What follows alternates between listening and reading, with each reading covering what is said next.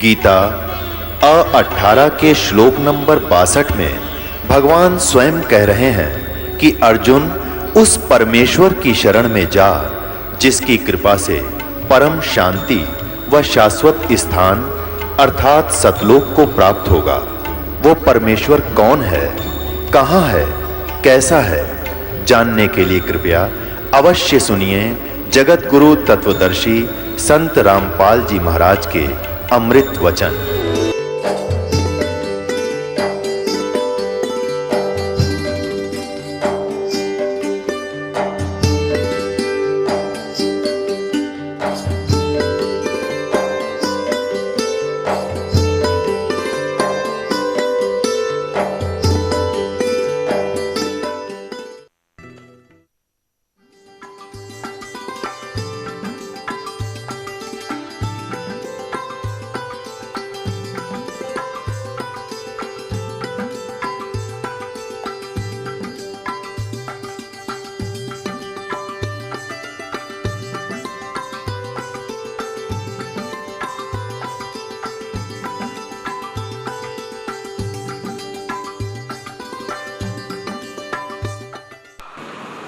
अब देखिएगा, ये देवी, वही देवी भागवत महापुराण गीता प्रेस गोरखपुर से प्रकाशित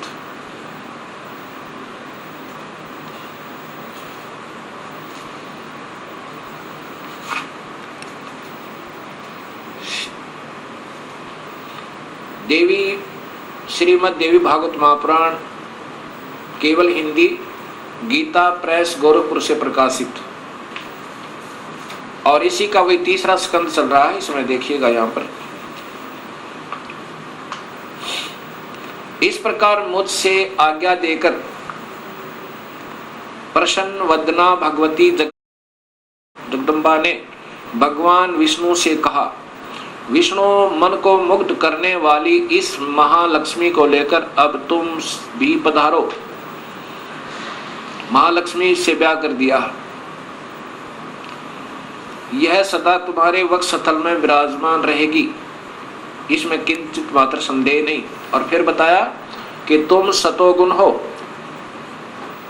तुम एक महान पुरुष हो, तुम्हारे पास सतोगुण की प्रधानता रहनी चाहिए, तुम अर्थात तुम सतोगुण हो। अब फिर आगे देखिए,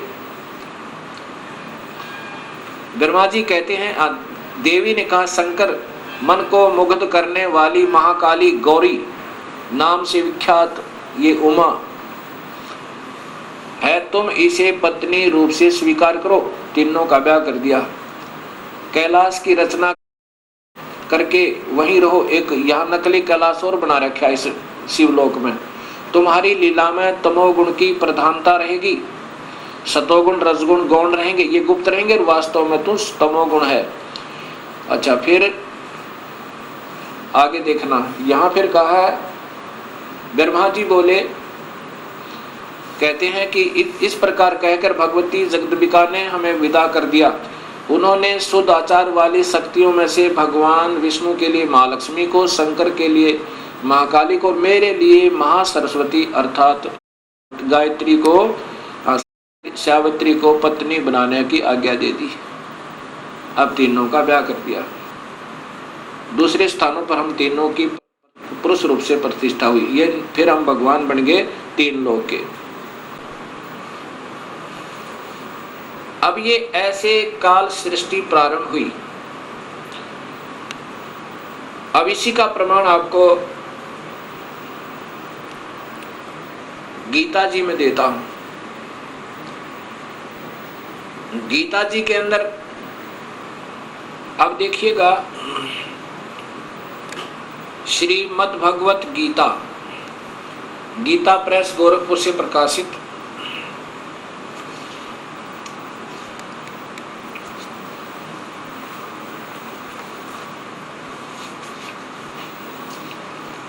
इसके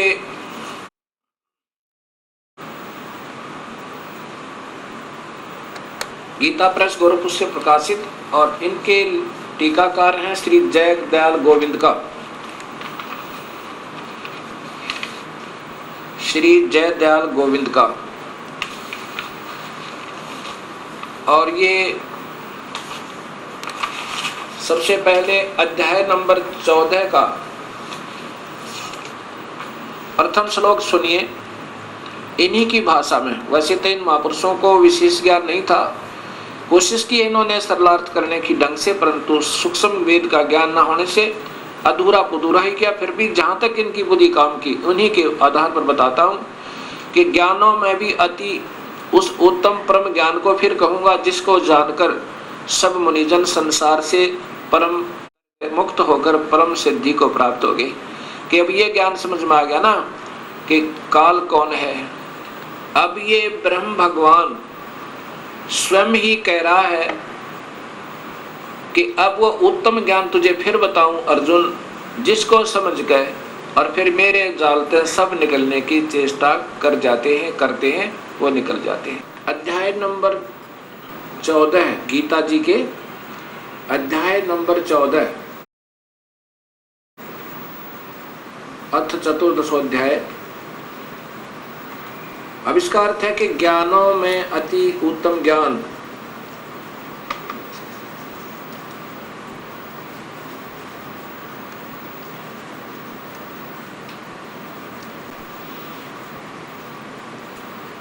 ज्ञानों में भी अति उत्तम उस परम ज्ञान को मैं फिर कहूंगा जिसको जानकर सब मुनिजन इस संसार से मुक्त होकर परम सिद्धि को प्राप्त हो गए। ये प्रथम श्लोक 14वें अध्याय का। अब द्वितीय श्लोक देखो।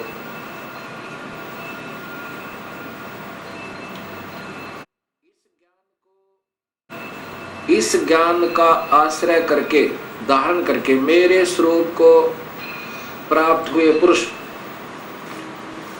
सृष्टि के आदि में उत्पन्न नहीं होते और प्रलय काल में भी व्याकुल नहीं होते। अब इसकी मूल संस्कार देखिए दूसरे श्लोक की। ये इन टीकाकारों ने स्वयं ज्ञान न होने से उलझ पुलझ कर देते हैं। क्या लिखा है? इदम ज्ञानम उपाश्रित मम, मेरे इस ज्ञान के आश्रित होकर जो ज्ञान मैं तुम्हें बता रहा हूं, साधर्म्यम आगता यानी सत भक्ति करने वाले, सत भक्ति का आश्रित लेकर के सर्गे अपीन उपजायन्ते यानी ये सृष्टि के विनाश पर फिर दोबारा उत्पन्न नहीं होते और प्रलय में वे कभी दुखी नहीं होते, वो फिर अविचल हो जाते हैं। फिर देखो, इदम ज्ञानम आश्रित्य मम, मेरे इस ज्ञान का आश्रय लेकर जो मैं अब बताऊंगा, साधर्मम आगता, सत भक्ति करने पर आश्रित हो जाने वाले, सत भक्ति करने वाले, सर्गे माने सृष्टि के प्रारंभ में फिर कभी नहीं उपजते और प्रलय में भी उनका विनाश नहीं होता। ये सीधा अर्थ बना है। अब यहां विचार कीजिए, ये टीकाकार कहते हैं कि इस ज्ञान को आश्रय करके अर्थात धारण करके मेरे स्वरूप को प्राप्त हुए। गीता जी के 11वें अध्याय के 47, 48 और 53 और 54 में स्पष्ट किया है कि मेरे स्वरूप को तो कोई प्राप्त हो ही नहीं सकता। स्वयं ब्रह्म भगवान काल भगवान कहते हैं कि मेरे स्वरूप को तो कोई प्राप्त हो ही नहीं सकता, मेरा ये दर्शन कोई नहीं कर सकता। इसलिए यहाँ जो इन्होंने विचलित कर दिया, फिर भी इन्हीं के आधार पर अगर चलें तो आगे फिर देखिए,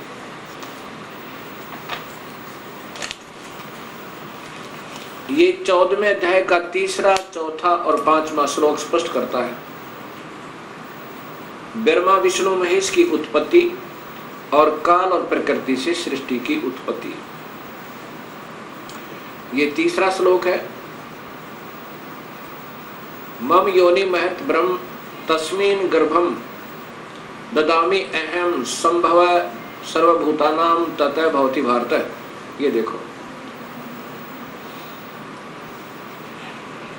हे अर्जुन, मेरी महत प्रकृति तो भूत सर्वभूतों यानी प्राणियों की योनि अर्थात गर्भास्थान है।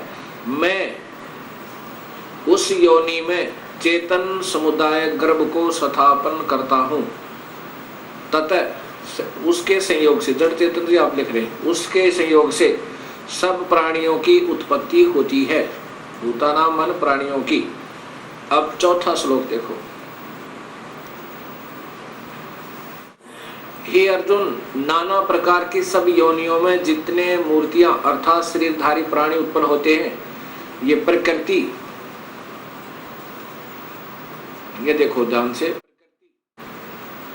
प्रकृति जो प्रकृति मैंने शब्द वहां बताया था आपको देवी भागवत महापुराण और शिव महापुराण में, ये वो प्रकृति दुर्गा है। दुर्गा तो उन सब की गर्भ धारण करने वाली माता है और मैं बीज स्थापन करने वाला पिता हूं।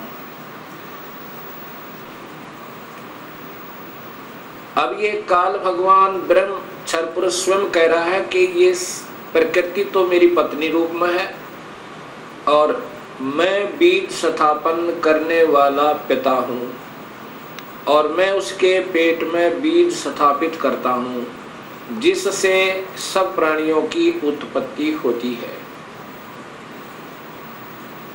और इसी से प्रकृति से ही तीनों गुण उत्पन्न हुए, रजगुण ब्रह्मा, सतगुण विष्णु, तमगुण शिव जी। ये 14वें अध्याय का 5वां श्लोक देखिएगा।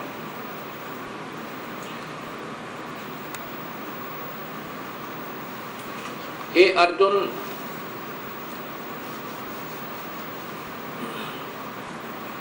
हे अर्जुन, सतगुण रजगुण और तमगुण, सत्वम रजम तमः, सतगुण विष्णु, रजगुण ब्रह्मा, तमगुण शिव।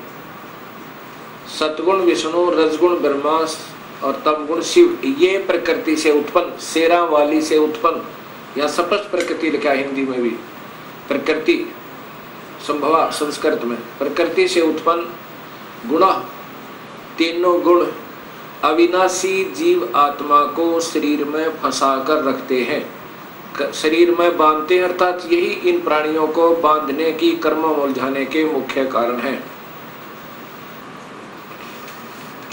अब गीता जी के 4थे अध्याय के 5वें श्लोक में लिखा है कि अर्जुन, तेरे और मेरे बहुत जन्म हो चुके हैं, आप नहीं जानते, मैं जानता हूं। कौन कह रहा है? ये काल कह रहा है। ये श्री कृष्ण जी में प्रवेश कर कर काल बोल रहा है, वो ब्रह्म क्षर पुरुष। अब यही गीता जी के अध्याय नंबर 3 के श्लोक नंबर 14 में प्रमाण है कि ब्रह्म पूर्ण परमात्मा से, अविनाशी परमात्मा से ब्रह्म की उत्पत्ति हुई। गीता जी अध्याय नंबर 3 और ये श्लोक नंबर 14 और 15 ये इनकी संस्कृत है और यहाँ टीका देखिएगा।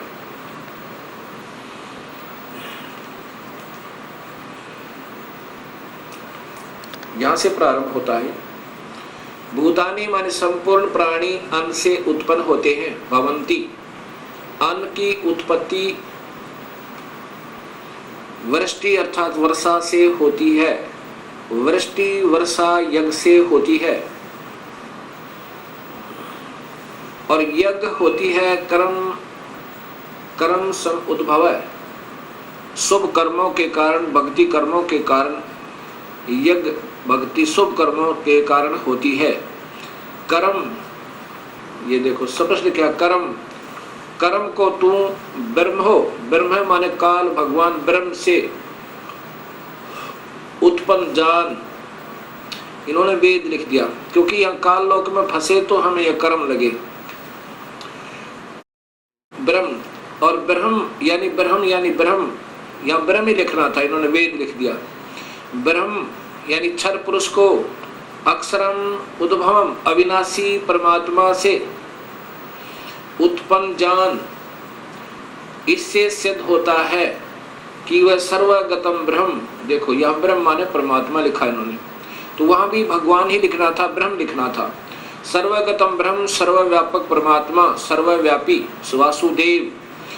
ये सर्वगतम ब्रह्म का अर्थ होता है सर्वव्यापक वासुदेव। वासुदेव परमात्मा से ही सदा ही यज्ञ प्रतिष्ठित है, वो वासुदेव, कुपूर्ण परमात्मा ही वासुदेव है। ये अपने भी थोड़े थोड़े मंडलों में भी वासुदेव है। गीता जी के अध्याय नंबर 3 के श्लोक नंबर 14-15 से दो बातें सिद्ध हुई। एक तो ये हुई कि काल की उत्पत्ति भी पूर्ण परमात्मा से हुई, ब्रह्म की उत्पत्ति क्षर पुरुष की। और दूसरी ये हुई कि वो सर्वगतम ब्रह्म, सर्वगतम का अर्थ होता है वासुदेव, सर्वव्यापक परमात्मा, सदा ही यज्ञों में प्रतिष्ठित है, अर्थात उसी के निमित्त सभी शुभ कर्म किए जाने चाहिए। उन्हीं को हर धार्मिक कर्म में आगे रखना चाहिए, उसी पूर्ण परमात्मा की ही पूजा करनी चाहिए, जिससे हमारे धार्मिक कर्म सफल हों। जैसे यदि वृक्ष की जड़ में पानी डालेंगे तो वो पौधा स्वस्थ होगा और बढ़ेगा, प्रफुल्लित होगा, अन्यथा नहीं होगा। अब ब्रह्म पूर्ण परमात्मा से उत्पन्न हुआ, इसका अन्य उदाहरण वेद देगा। अब वेदों में बताते हैं आपको सृष्टि रचना। अब पूर्ण परमात्मा से ब्रह्म अर्थात क्षर पुरुष की उत्पत्ति। अब अथर्ववेद कांड नंबर 4 अनुवाक नंबर 1 में आपको दृष्टिगोचर होगी, अभी दिखाते हैं।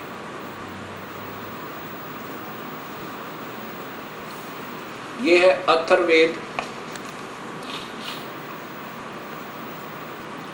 संहिता, सरल हिंदी भावार्थ सहित, कांड नंबर 1 से 10। ये कांड नंबर 4 में आपको मिलेगा। ये देखिएगा, संपादक वेद मूर्ति तपोनिष्ठ पंडित श्रीराम शर्मा आचार्य, इनके द्वारा इनका टीका है। लेकिन इन महापुरुषों को ज्ञान न होने से अपने अपने तुक्के लगाए इन्होंने, फिर भी सच्चाई नहीं छुप पाई। क्या लिखा है? ये है अथर्ववेद चतुर्थ कांड।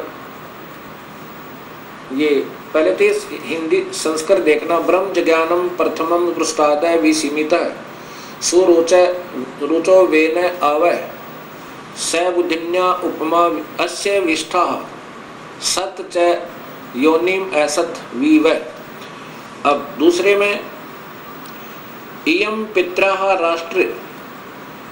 राष्ट्री अग्रे प्रथमाया जनुषे भुनिष्ठा तस्मात् सुरुचम हवराहरम धर्म श्रृणान्तो प्रथमाय धास्वे। अब तीसरे में देखना, पर्यो यजे विद्वानस्य बंधु विश्व देवानाम जनिमा विवक्त ब्रह्मण है उजबार है। ब्रह्मण पूर्ण परमात्मा से ब्रह्म ने ब्रह्म की उत्पत्ति हुई। इन्होंने भी कोशिश की है, देखिएगा। ये देखो, ये सरलार्थ करते करते इन्होंने क्या लिखा है, खूब कोशिश की है सब सुलझाने की, पर नहीं सुलझा इनसे। ब्रह्म से ब्रह्म, ब्रह्म है ब्रह्मण, ब्रह्मण माने पूर्ण परमात्मा से, ब्रह्म माने क्षर पुरुष की, ब्रह्म से ब्रह्म की उत्पत्ति हुई। ये वैसे तो के मारे वेद ज्ञान अथवा यज्ञ ब्रह्म का यह अर्थ नहीं होता। ब्रह्म से ब्रह्म की उत्पत्ति हुई। अब ये आपके सामने सच्चाई उपदास बताएगा। अथर्ववेद कांड नंबर 4 अनुवाक नंबर 1 के सूक्त 7 हैं। ये प्रथम सूक्त यानी श्लोक में क्या लिखा है, प्रथमम ब्रह्म, सर्व प्रथम यानी अनादि परमात्मा ने च माने प्रकट होकर, ज्ञानम माने अपनी सूझबूझ से, पुरुषार्थ माने शिखर में अर्थात सतलोक आदि, सतलोक, अलखलोक, अगमलोक, अनामी लोक, स्वरुच सप्रकाशित, विसीमित है, उनकी कोई सीमा नहीं, सीमा रहित तो, यानी बहुत लंबे चौड़े बनाए। वे ने माने जुल्हे ने, वे माने बुनना, वेनह माने जुलाहा। उस बुनने वाले परमेश्वर ने, जुलाहे ने ताने की तरह, कपड़े की तरह बुनकर आव माने सुरक्षित किया। जय तथा स माने उसी, बुधिन्या माने मूल मालिक ने, योनि माने मूल स्थान सतलोक के, उपमा माने सदृश्य उसी के जैसे लोक नीचे के बनाए, लेकिन ये नासवान है, वो स्थायी है, मिलते जुलते। अस्य माने यह सत्य, ये अक्षर पुरुष यानी परब्रह्म के लोक, सात संख ब्रह्मंड। जय तथा असत क्षर पुरुष, ये काल के ब्रह्मांड, 21 ब्रह्मांड आदि। वी वह माने न्यारे न्यारे स्थान, उन दोनों के न्यारे न्यारे स्थान। विष्ठा माने स्थापित किए। अब दूसरे में है इयम माने इसी, पित्रा माने जगत पिता परमेश्वर ने, एतु माने इस, अग्रह माने सर्वोत्तम, प्रथमाय माने प्रानंदनी, राष्ट्रीय माने राजेश्वरी अर्थात शक्ति अर्थात पराशक्ति को। उस परमेश्वर ने, कबीर परमात्मा ने सबसे पहले, इसी जगत पिता ने अर्थात ये सबका मालिक है, इस सर्वोत्तम सबसे पहले प्रानंदनी यानी अपनी एक शक्ति से, अपनी एक माया तैयार की वहां पर, जिससे लड़की बनाई थी, उस आत्मा को दुर्गा बनाया। वो जनों से माने उत्पन्न करके भुवनेष्ठा माने लोकों की स्थापना की। उसी माया से गरीबदास जी कहते प्रानंदनी एक शक्ति है, जाकर सृष्टि आधार। उस कबीर परमात्मा ने एक प्रानंदनी शक्ति अर्थात पराशक्ति, राजेश्वरी शक्ति, पराशक्ति को उत्पन्न करके और फिर सब लोगों को उसके आधार से स्थापित किया हुआ है। तस्मा माने उसी परमेश्वर ने, सो रोचा अपनी सब इच्छा से, एतम माने इस प्रथमाया माने पराशक्ति के द्वारा आरंभ, एक दूसरे के वियोग को रोके रखने अर्थात आकर्षण शक्ति से, के शरणांतु कभी न समाप्त होने वाले, धर्म माने दाव, स्वभाव से दासवे माने रोका हुआ है। अब श्लोक नंबर 3 में,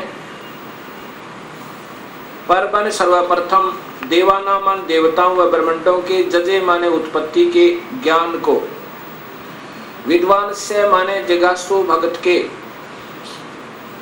को, यह माने जो बंधु माने वास्तविक साथी अर्थात पूर्ण परमात्मा ही, जनीमा अपने द्वारा रची हुई सृष्टि को, विवक्ति यानी स्वयं ही ठीक ठीक बताता है। क्या बताता है कि ब्रह्मण है, पूर्ण परमात्मा ने, मध्यात्मा ने अपनी शब्द शक्ति से, ब्रह्म माने क्षर पुरुष अर्थात काल को उजभार माने उत्पन्न करके, विश्वा माने सारे संसार को अर्थात सर्वलोकों को, ऊंचा है नीचे है, ऊंचे तो सतलोक, अलखलोक, अगमलोक, अनामी लोक, और नीचे ये परब्रह्म और ब्रह्म के सर्व ब्रह्मांड। सबथा अपनी धारण करने वाली अभिमान आकर्षण शक्ति से परतस्थो यानी दोनों को अच्छी प्रकार स्थापित किया है।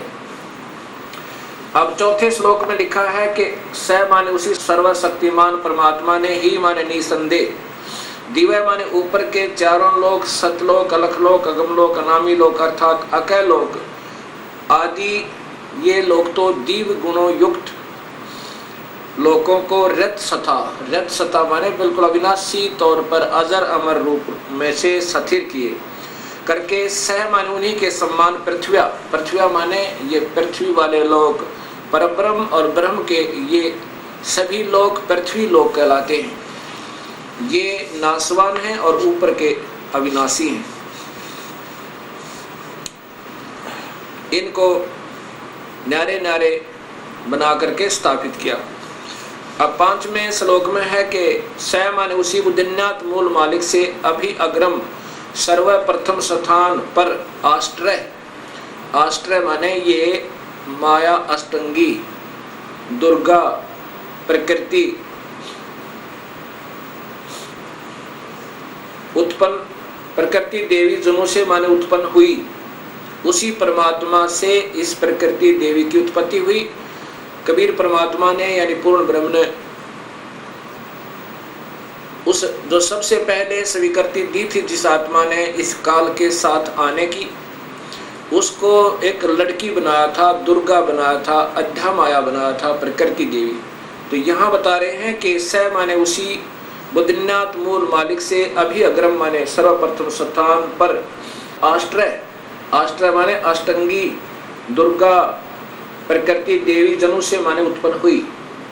तस्य माने यही सम्राट माने राजाधिराज, बृहस्पति माने जगत गुरु, देवता परमेश्वर, यत माने जिससे, अह माने सबका वियोग हुआ है, ये वही परमात्मा है हम जिससे बिछुड़कर आए हुए हैं।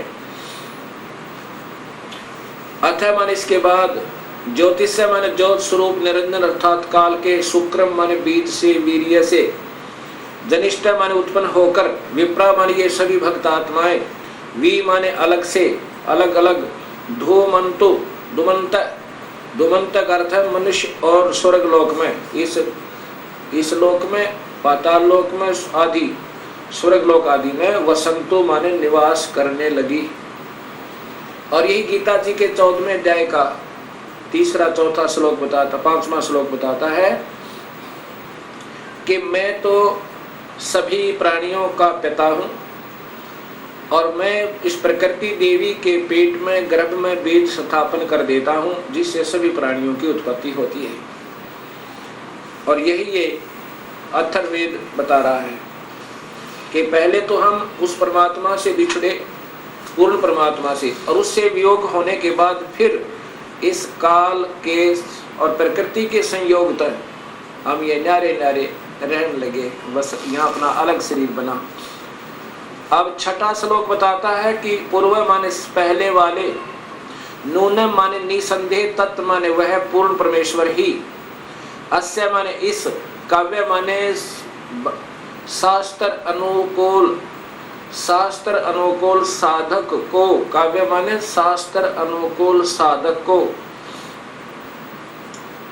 जो विधिवत साध करता है को, वापिस माने वापिस, मह माने सर्वशक्तिमान, देवस्य माने परमेश्वर के, पूर्वस्य माने पहले के, धाम माने लोक अर्थात सतलोक में हिनोती भेज देता है। पूर्वे, पूर्वे पहले वाले, विशिते विशेष चाहे हुए, ऐसा माने इस परमेश्वर को, वह जजे माने सृष्टि उत्पत्ति के ज्ञान को जानकर जो भक्त आत्मा सतलोक पहुंच गया, फिर उसको ये पता चलता है कि मैं कैसे इस काल के जाल में फंसा था, कैसे हमने स्वयं ही स्वेच्छा से अपने मूल मालिक से हृदय हटाकर और इस काल के ऊपर आसक्त हुए थे, जिसके कारण हमने ये नाना कष्ट उठाने पड़े उस मृतलोक में जाकर। उस सृष्टि उत्पत्ति के ज्ञान को और उस पूर्ण परमात्मा को जिसकी तलाश सब प्राणियों को है, उसको पाकर फिर बड़े आनंद के साथ, बड़े प्यार के साथ, आधा सोवे आधा जागे, बड़े प्यार के साथ फिर वो वर्णन करता है उस परमात्मा की महिमा का। हे मालिक, बड़ी दया करी, आपने इस काल के जाल तक हमें निकाल लिया। बहु अभी बहुत आनंद, साकम माने के साथ, अर्धः माने आधा, ससन सोता हुआ, इतथ्या माने इधिवत, इस प्रकार नु माने सतीति करता है, सतुति करता है। गरीबदास जी महाराज जो हरियाणा में छुडानी के अंदर उनका प्रादुर्भाव हुआ है, उनको भी परमेश्वर कबीर साहब आए थे और सतलोक लेकर गए थे उस आत्मा को, और फिर उस अपनी प्यारी आत्मा को वापस भेजा था। तब उस परमेश्वर स्वरूप हुए परमात्मा के संपर्क में आने से गरीबदास जी महाराज ने कहा, गरीब अजब नगर में ले गए हमको सतगुरु आने, जल के बिंब अगाध गति ही वहां सोते चादर ताने। अब इसी अथर्ववेद कांड नंबर 4 अनुवाक नंबर 1 का श्लोक नंबर 7वां और अंतिम ये स्पष्ट करेगा कि वो परमात्मा कौन है जिसने सृष्टि रची, जो जगत पिता, जगत गुरु, विधिवत साधक को सतलोक भेजने वाला, वास्तविक साथी और काल की तरह धोखा न देने वाला, सारे ब्रह्मांडों का रचनहार वो है कौन, ये बताएगा कि वो कबीर परमेश्वर है। यह माने जो अथर्वाणम, अथर्वाणम माने अचल अविनाशी, जो कुल वास्तव में अविनाशी, परम पित्रम माने जगत पिता, देव बंधु भक्त का आत्मा का वास्तविक साथी अर्थात आत्मा का आधार, बृहस्पति जगत गुरु, चय तथा नमशा माने विनम्र पुजारी अर्थात विधिवत साधक को, एवं माने सुरक्षा के साथ, सतलोक गच्छात माने सतलोक ले जाने वाला, विश्वेशम सर्व ब्रह्मांडों को जनिता माने रचने वाला, न दबायते काल की तरह धोखा न देने वाला, स्वभावान स्वभाव अर्थात गुणों वाला, यथा माने ज्यों का तुम, स माने वही, तो माने आप, कबीर देव, वो कबीर परमेश्वर है। ओए होए होए, वह कबीर परमेश्वर है। ये स्पष्ट अथर्ववेद कांड नंबर 4 ने कर दिया कि वो परमात्मा कबीर है, जिसने सारी सृष्टि रची, सभी का वो पालनहार और कुल मालिक, सब ब्रह्मांडों का रचनहार, वो कबीर परमेश्वर है। अब वेदों में पुनर्देखिएगा, ये अथर्ववेद अक्षेम करण दास त्रिवेदी के द्वारा भाषाभाष्य है, और ये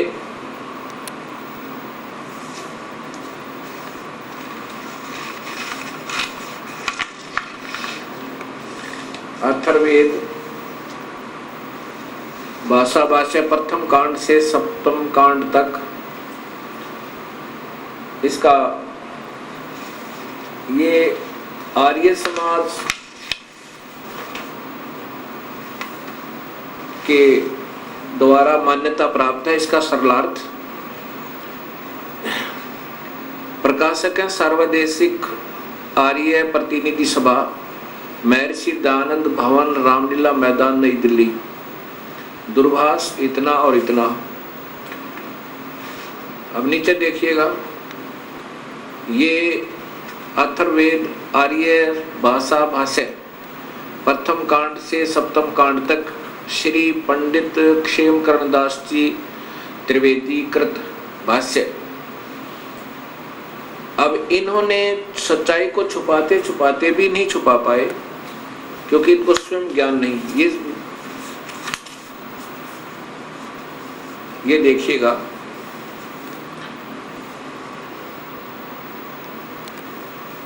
ये वही अथर्ववेद चतुर्थ कांड, भाषा भाष्य चतुर्थ कांड है।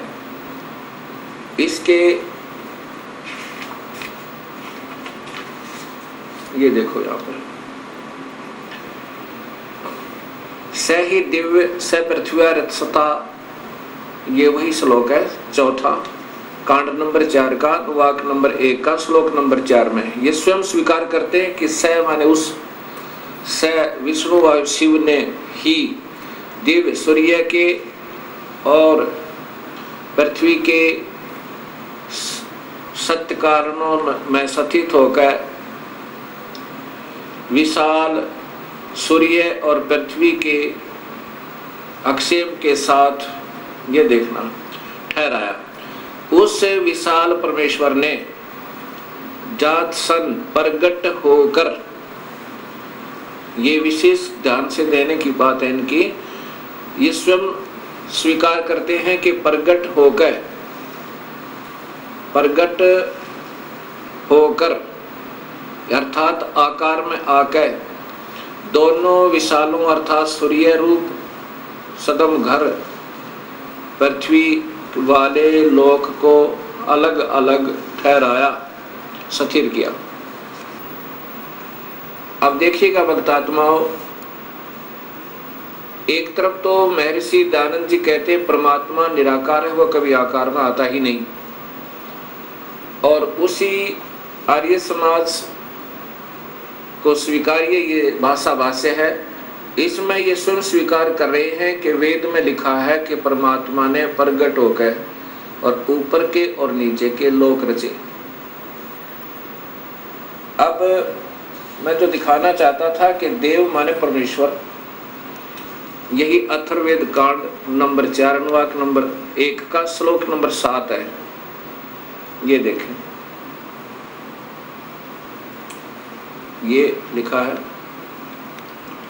ये अथर्वाणम पित्रम देवबंधु बृहस्पतिम नमसा आवच गच्छात त्वम विश्वेशाम जनिता यथा स कबीर देव। ये है कबीर देव, कबीर परमेश्वर, न दभायत स्वाधावान। इन्होंने कवि को ऐसे लिख दिया अपसर्ग लगा के, ये फिर भी कबीर है। जैसे पुनर्जन्म, ये फिर भी रह का काम करते हैं। कबीर देव माने स्वीकार करते परमेश्वर, इसको ऐसे ही रहने देते जो का त्यों।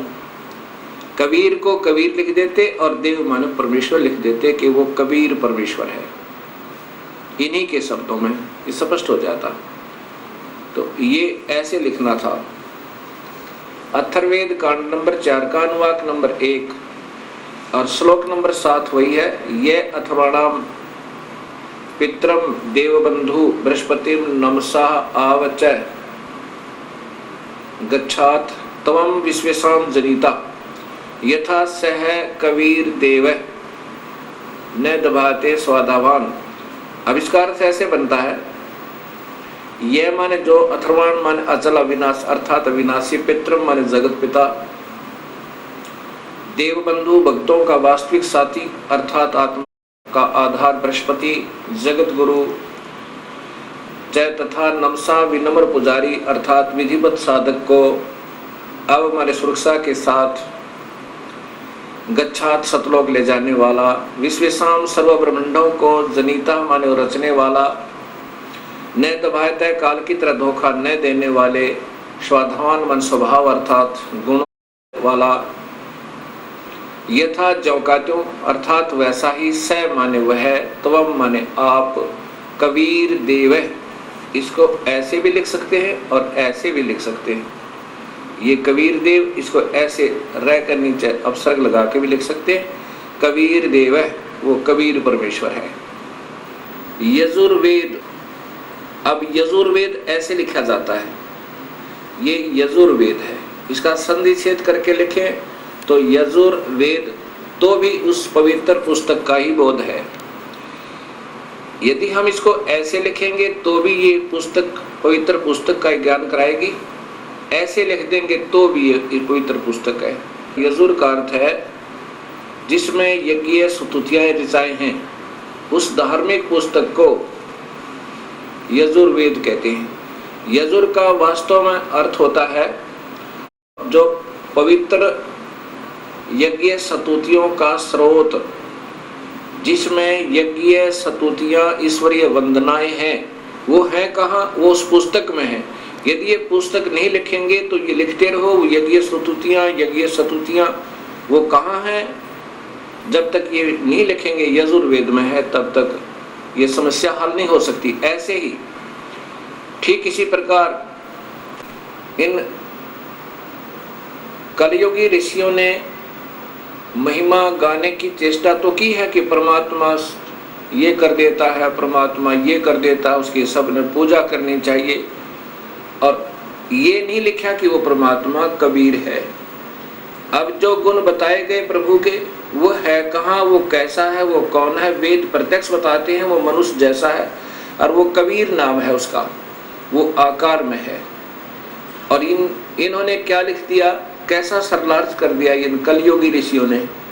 जैसे कोई दूध की महिमा गावे और कहे वो बहुत ही अच्छा पेय पदार्थ है, बड़ा पौष्टिक आहार है, सफेद सफेद है, सबके पीने योग्य है, सबको पीना चाहिए। वो है कहाँ, वो कैसा है?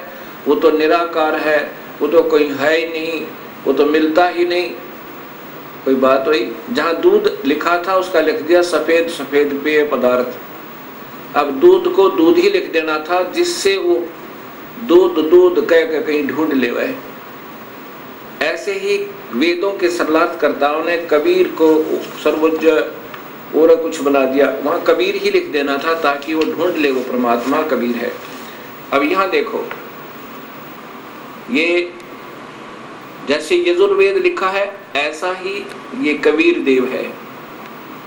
ऐसे ही ये कबीर देव है, ये कबीर देव। ठीक इसी प्रकार चारण वेदों में लिखा है कि वह कबीर देव कबीर साहेब है, जो सर्वशक्तिमान जगत पिता, सर्वश्रेष्ठी रचनहार, कुल मालिक तथा पाप कर्म काटने वाला, वह काल की कारागार से छुड़ाने वाला अर्थात बंदी छोड़ है। इसको कबीर देव लिखें तो भी कबीर परमेश्वर का ही बोध है, इसको ऐसे लिखेंगे तो भी इस परमेश्वर का ही बोध है। कवि या कबीर का अर्थ शब्दकोश में ब्रह्मा, सूर्य आदि लिखा है, तो ब्रह्मा का अर्थ है सृष्टि रचनहार। त्रिलोकीय ब्रह्मा तो केवल रजोगुण प्रभावित करके जीव से ही अन्य प्राणियों की उत्पत्ति करवाता है, इसलिए ब्रह्मा की उपाधि प्राप्त है। अब यही सृष्टि रचना कबीर साहब के कबीर सागर से उनकी वाणी में लिखा है, धर्मदास ये जग बोराना, कोई न जाने पद निर्वाणा, यही कारण मैं कथा पसारा, जग से कहिए एक राम नियारा। अपने प्रिय हंस शिष श्री धर्मदास जी से कबीर परमेश्वर कह रहे हैं कि पुत्र, अब मैं तुझे जो यह कथा सुनाई है, मैंने ये इसलिए सुनाई है कि वो परमात्मा भिन्न है और सभी शास्त्र प्रमाण देते हैं वो मैं ही हूँ, और यही कथा तुम सबको सुनाना और सब भोली आत्माओं के भ्रम का विनाश करना, उनके संशय को मिटा देना कि परमात्मा आकार में है और वो कबीर है। धर्मदास ये जग बोराना, कोई न जाने पद निर्वाणा, यही कारण मैं कथा पसारा, जग से कहिए वो राम नियारा। यही ज्ञान जग जीव सुनावो, सब जीवों का भरम नसावो, अब मैं तुमसे कहूँ चिताई, इन त्रिदेवन की उत्पत्ति भाई। ये कबीर परमात्मा 600 साल पहले बता रहे हैं, और जो आज सभी शास्त्रों में जो का तो प्रमाण मिला कि इन तीनों देवताओं की उत्पत्ति कैसे हुई। जैसे शिव महापुराण ने आपने पढ़ा, देखा कि ये प्रकृति देवी, इसकी 8 भुजाएं हैं, ये दुर्गा, ये इन तीनों देवता ब्रह्मा विष्णु महेश की माँ है, और काल इनका पिता है। ये नासवान है, ये जन्म मरण में है। ये देवी भागवत महापुराण ने प्रत्यक्ष किया, यानी स्पष्ट किया, आपके सामने प्रमाणित किया। अब मैं तुमसे कहूँ चिताई, त्रिदेवन की उत्पत्ति भाई, कुछ संक्षेप कहूँ गहुराई, सब संशय तुमरे मिट जाई। भरम गए जग वेद पुराना, आदि राम का भेद न जान्या। आदि राम वो जो प्राथमिक परमात्मा, सबसे पहले वाले भगवान सतपुरुष का, कबीर साहब का। राम राम सब जगत बखाने, आदि राम कोई बिरलाए जाने। सभी भगवान भगवान, अल्लाह अल्लाह, गॉड गॉड कर रहे हैं, लेकिन वास्तविक परमात्मा को कोई बिरला ही जानता है। ज्ञानी सुने सो हृदय लगाई, मूर्ख सुने तो गम ना पाई। धर्मदास इस सत्य कथा को बुद्धिजीवी बुद्धिमान व्यक्ति सुनेंगे तो हृदय से लगाएंगे और धिक्कारेंगे उन नादान संतों को जो अभी तक गुमराह कर रहे थे समाज को।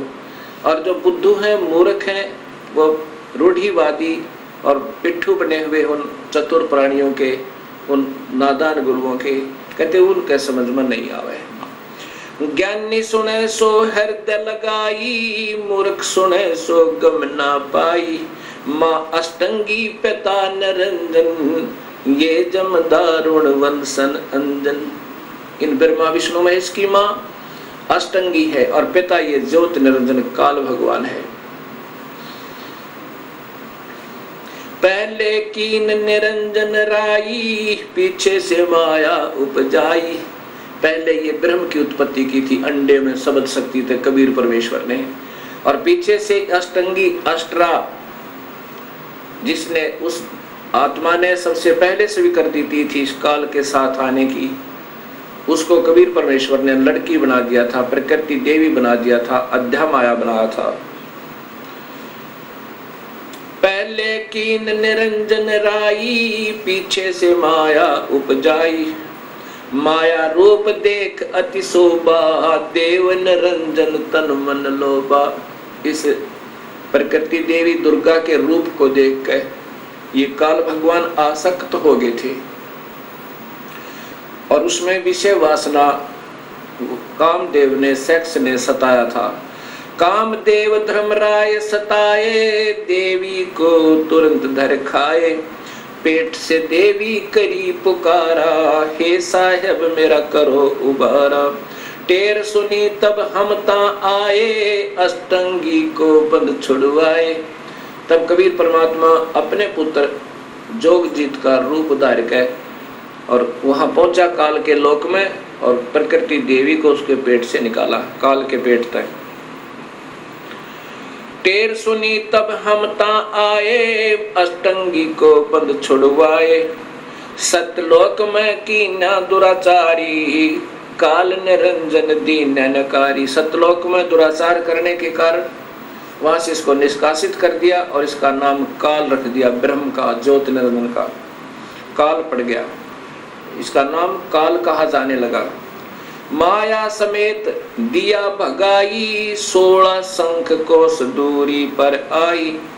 अष्टंगी और काल अब दोई, मंद कर्म से गए बिगोई। मंद कर्म तय प्रकृति देवी का मंद कर्म था कि अपने पति, अपने मालिक तय हृदय हटा के इस काल में लगाया। ये पति भरता धर्म से गिरी, इसका मंद कर्म ये था। और फिर काल ने मंद कर्म किया, इसके ऊपर नीयत खराब की। अष्टंगी और काल अब दोई, मंद कर्म से गए बिगोई। धर्मराय को हिकमत कीना, नखरेखा से भग कर लीना। धर्मराय की ने भोग विलासा, माया को रही तब आशा। ये प्रकृति देवी गर्भवती हुई। 3 पुत्र अष्टंगी जाए, ब्रह्मा विष्णु शिव नाम धराए। इस अष्टंगी ने, दुर्गा ने, प्रकृति ने 3 पुत्र ब्रह्मा विष्णु महेश को जन्म दिया। 3 पुत्र अष्टंगी जाए, ब्रह्मा विष्णु शिव नाम धराए। 3 देव विस्तार चलाए, इनमें यो जग धोखा खावे। पुरुष गम कैसे कोई पावे, काल निरंजन जग फरमावे। पुरुष गम कैसे को पावे, काल निरंजन जग फरमावे। 3 लोक अपने सुत दीन्या, सुन निरंजन बासालीन्या। 3 लोक तो अपने पुत्रों को देके और स्वयं सुन में, पहले तो हर ब्रह्मांड में इस काल ने एक सुन बना रखा, अपना ब्रह्मलोक बना रखा है। फिर इन 20 ब्रह्मांडों से भी बाहर रहता है, उनसे भी न्यारा रहता है। 3 लोक अपने सुत दीन्या, सुन निरंजन बासालीन्या। अलख निरंजन सुन ठिकाना, ब्रह्मा विष्णु शिव भेद न जान्या। इस काल का सुन में ठिकाना है, 21वें ब्रह्मांड में रहता है। अब पहले ये चित्र देखिएगा, एक ब्रह्मांड का चित्र है। इसमें ये 7 लोक नीचे के हैं, ये पाताल लोक है, ये अतल वतल वितल आदि, ये पृथ्वी लोक है, और ये इंद्र का लोक है, ये स्वर्ग और नरक 7 है, ये धर्मराय का लोक है, और ये फिर शिव का लोक है जो त्रिलोकीय शिव है, एक ब्रह्मांड का एक विभाग का मंत्री, और ये ब्रह्मा जी का लोक है, ये विष्णु जी का लोक है, और ये स्वयं काल यहाँ रहता है जहाँ इन सबको चक्कर देकर रखा है। और ये एक ब्रह्मांड में इसके 3 स्थान है और 3 ही रूप बनाकर महाब्रह्मा, महाविष्णु, महाशिव रूप में रहता है। और यहाँ पर ये मानसरोवर है। यहाँ इसी हर ब्रह्मांड में कबीर परमात्मा भी ऐसे रहते हैं जैसे हर देश में जो राजदूत भवन होते हैं, वहाँ पर उस देश के नुमाइंदे रहा करते हैं। ये स्वयं कबीर परमात्मा अपना अन्य रूप बनाकर यहाँ विद्यमान रहते हैं इन सबको नियंत्रित रखने के लिए। अब इसके बाद आप देखिएगा ये 21 ब्रह्मांड का चित्र। ये एक ब्रह्मांड है, ये एक ब्रह्मांड है। इस एक ब्रह्मांड अंड और ब्रह्मांड और पिंड इसी के नाम है, इसी के आधार पर शरीर की रचना है। ये एक ब्रह्मांड है जिसमें ये ब्रह्मा विष्णु महेश केवल विभागीय मंत्री हैं। अब देखिएगा 21 ब्रह्मांड का चित्र। ये काल के 21 ब्रह्मांड की सीमा है ये सारी, और ये काल ने 4 महाब्रह्मांड बनाए हैं ब्रह्म ने, और इसमें एक महाब्रह्मांड में 5 ब्रह्मांडों का ग्रुप बनाया हुआ है। इस एक ब्रह्मांड में ब्रह्मा विष्णु महेश प्रभु हैं, विभागीय मंत्री हैं। ऐसे ऐसे ये 20 ब्रह्मांड हैं, और ये काल इनको ऐसे गोलाकार बंद करके ये एलिप्टिकल स्पेस साइज में शेप में इनसे बाहर रहता है, इनसे बाहर यहाँ रहता है।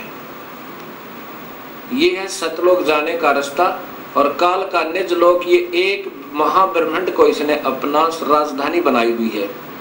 काल का निज लोक ये तपतशिला, यहाँ भूनकर 1 लाख जीवों के शरीरों को सूक्ष्म शरीरों में से माल निकाल कर, और जीव मरते नहीं उनको फिर अपने कर्माधार पर भेज देता है।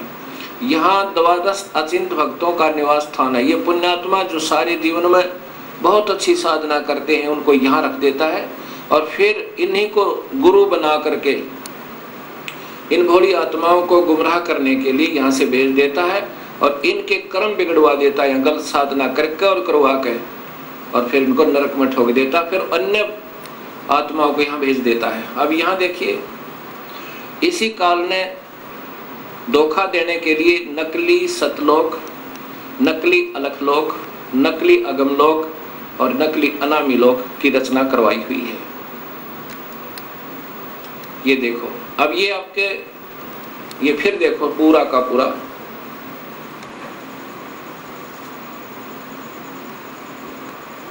अब आपको ऋग्वेद भी दिखाऊंगा, उसमें स्पष्ट लिखा है कि ये काल इन सब को ऐसे घेरे में बांध कर और इनसे न्यारा भी रहता है, वो यहाँ रहता है।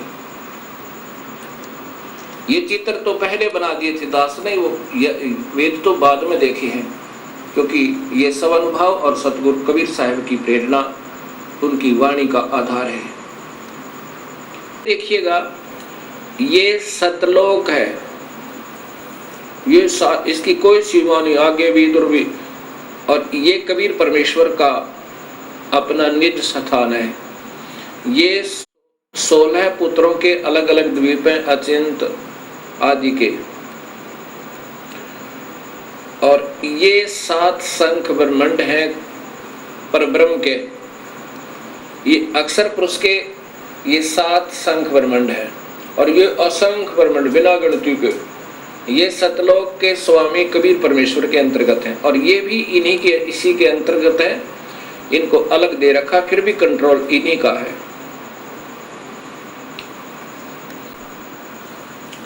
ये 7 शंख ब्रह्मांड ये अक्षर पुरुष के हैं, ये लाल जो घेरे में दिखाई देता है, और ये हैं उस काल भगवान के 21 ब्रह्मांड।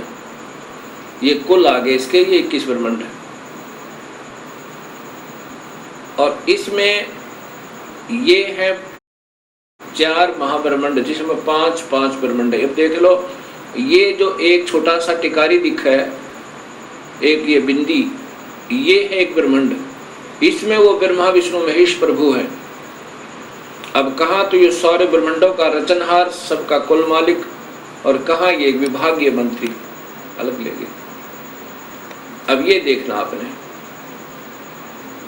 ये काल के ये 21 ब्रह्मांड कुल, और यहाँ ये इसकी तपस्या, ये नकली लोक, ये 12 अचिंत भक्तों के, और ये ब्रह्मांड है। ये इनसे यहाँ जो आपने देखा 21 ब्रह्मांड, अब कबीर साहब कहते हैं कि काल निरंजन सुन ठिकाना, ये यहाँ पर इसका वास्तविक स्थान है। ये काल कहता गीता में कि इन तीनों गुणों में मैं नहीं हूं, मैं इनसे बाहर हूं। हर ब्रह्मांड में भी ये बाहर है और साथ में 20 ब्रह्मांडों को बांध करके और ये यहाँ रहता है, ये अलग रहता है। तो यहाँ कबीर साहब कहते हैं काल निरंजन बड़ा बटपारा, तीन लोक जीव कीन आहारा। ये काल निरंजन सुन ठिकाना, ब्रह्मा विष्णु शिव भेद न जान्या। यहाँ रहता है ये, और इनको ये बांध रखा हर एक को यहाँ पर, ये बीच में सुन बना बना के।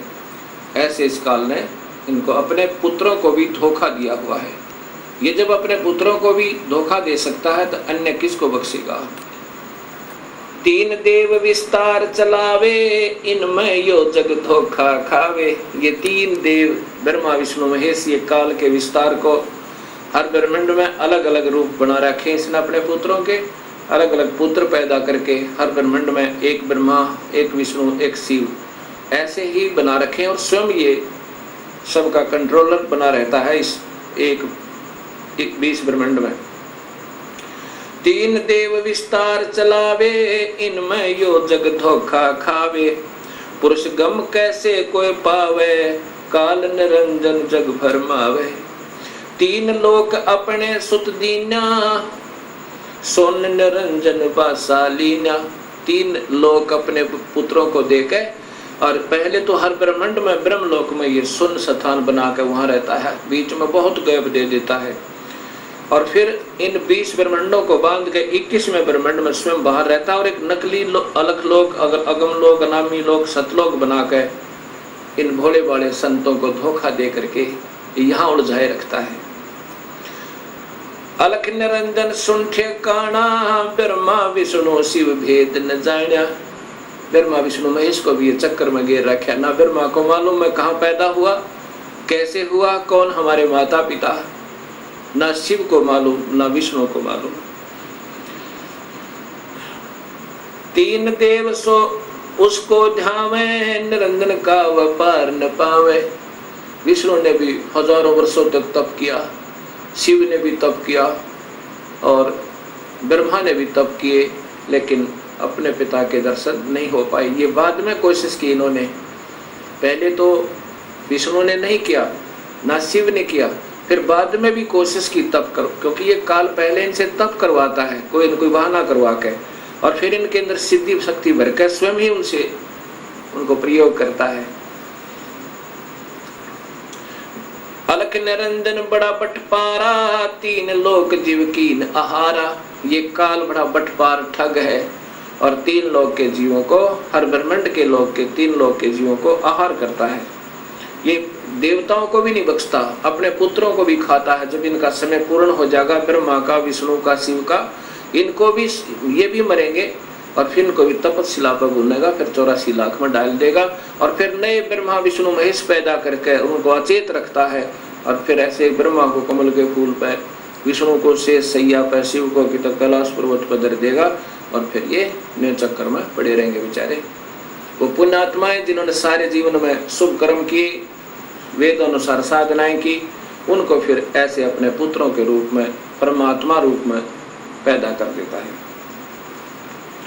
ब्रह्मा विष्णु शिव नहीं बचाए, सकल खाए पुन धूर उड़ाए। तिनके सुत है तीनों देवा, ये अंधे जीव करते हैं सेवा। उस काल के ये तीन बेटे हैं, और इन तीनों देवता ब्रह्मा विष्णु महेश, रजगुण ब्रह्मा, सद्गुण विष्णु, तमगुण शिव की ही पूजा में ये भोली आत्मा धोखा खा रही है। तिसके पुत्र सुत हैं तीनों देवा, काल के बेटे हैं तीनों देवा ब्रह्मा विष्णु महेश। अंधे जीव करते हैं सेवा, ये अंधे बेचारे जिन्हें कुछ भी नहीं ज्ञान, भोली आत्माओं ने ऐसे उनको गुरु मिल गए, उनसे भी अंधे, इसलिए इनकी पूजा में लगे हुए हैं। काल पुरुष का हो ना चीन्या, काल पाए सभी गैलीना। परम पुरुष का हो ना चीन्या, काल पाए सभी गैलीना। ब्रह्म काल सकल जग जाने, आदि ब्रह्म को कोई ना पहचाने। तीनों देव और अवतारा ताको बजय सकल संसारा। तीनों देवता और ब्रह्मा विष्णु महेश को और इन्हीं के अवतारों को सारा संसार बज रहा है, जिससे ये पार नहीं हो पा रहे और ना ही कोई संसारिक सुख सुविधाएं प्राप्त हो रही। तीनों गुण का ये विस्तारा, धर्मदास मैं कहूँ पुकारा। ये तीनों गुण रजगुण ब्रह्मा, सतगुण विष्णु, तमगुण शिव जी का ही ये प्रसार है, या इनका ही ये फैलाव है। गुण तीनों की भक्ति में बोल पड़ो संसारे, कह कबीर निज नाम बिना कैसे उतरे पारे। कबीर साहब की प्यारी आत्मा गरीबदास जी महाराज अपनी आंखों देखकर कबीर साहब की शक्ति से सतलोक और बाकी के सब ब्रह्मांडों को, तो इस काल के दुष्कर्म को कैसे जीव को पीड़ित कर रहा, कैसे धोखा देता है, तब ये बता रहे हैं। अब गीता जी के 7वें अध्याय के अंदर 12 से 15 और 20 से 23 तक काल तो ब्रह्म तो कहता है कि इन तीनों गुणों ने ब्रह्मा विष्णु महेश ने सबकी बुद्धि भ्रष्ट कर रखी है, और जिनने ब्रह्मा विष्णु महेश के तीनों गुणों के द्वारा जिनका ज्ञान हराया जा चुका है, वो राक्षस स्वभाव को धारण कर किए हुए राक्षस स्वभाव वाले व्यक्ति, दुष्कर्म करने वाले नीच व्यक्ति, वो मूढ़ कहते, मेरी पूजा नहीं करते, ब्रह्म की पूजा नहीं करते। अब काल ने तो छोड़ दिया कि ये तीनों गुण ही तुम्हें फंसा रहे हैं। जैसे गीता जी के अध्याय नंबर 14 के और श्लोक नंबर 5 में कहा कि प्रकृति से उत्पन्न ये तीनों गुण रजगुण ब्रह्मा, सतगुण विष्णु, तमगुण शिव जी, इन जीवात्माओं को फंसा कर रखते हैं।